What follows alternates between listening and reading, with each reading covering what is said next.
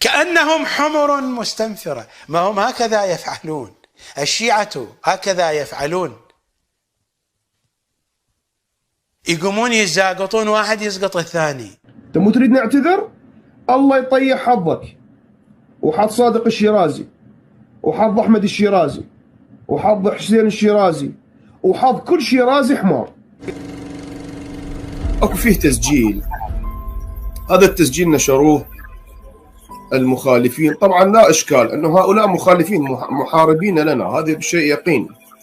فهم يبترون يقصون يدلسون، ما يعني يبترون المقطع، ما يبينون الاول ما يبينون الاخر، ما يبينون ماذا قلنا في التتمه انه كان سبق لسان او كذا. هذا المقطع فيه انا خادمكم كنت اتكلم فيه في حقيقته على المدعو مجتبى الشيرازي وحظ صادق الشيرازي، مجتبى الشيرازي وحظ احمد الشيرازي، مجتبى الشيرازي وحظ حسين الشيرازي، مجتبى الشيرازي وحظ كل شيرازي حمار وليس السيد صادق الشيرازي.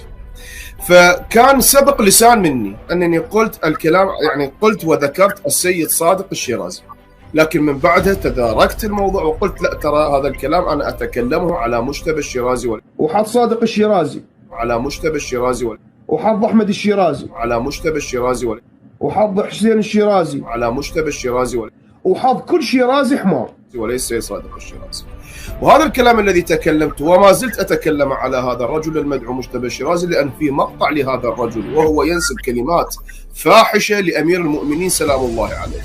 أما السيد صادق الشيرازي طبعا عدا هذا هؤلاء الوهابية الكذبة المدلسين تلقف هذا الكلام حتى من بعض جهلة الشيعة. هذه مسألة معروفة، أهل البيت سلام الله عليهم يقولون جهلة شيعتنا أشد علينا من أعدائنا أحبتي الله، فتلقفوه، منهم الحاسد، منهم الكاذب، منهم الذي يعني يريد أن يتسلق على أكتافنا، وبدأوا ينشرون وينسجون إلى أن وصل هذا الأمر إلى مواصل لا تحمد عقباها من بعض هؤلاء المتسلقين الكذبة المتهمين.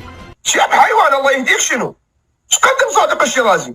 قاعد هناك وإنه وعليه ولكنه ونحن بدي اطلع الحكايه. اليوم كنت في بث قلت اذا وفقني الله وذهبت الى ايران وانا ساعمل هذا الكلام، اذا ذهبت الى ايران ساذهب للسيد واقبل يده. قال ترى مو انت المقصود هذا. انت لمزيته برضه يا شيخ احمد، خلينا نقول اللي لنا واللي علينا. من طيح الله حظكم وحظ فتاواكم وحظ دينكم وحظ حوزتكم اللي هي اساسا طايح حظها.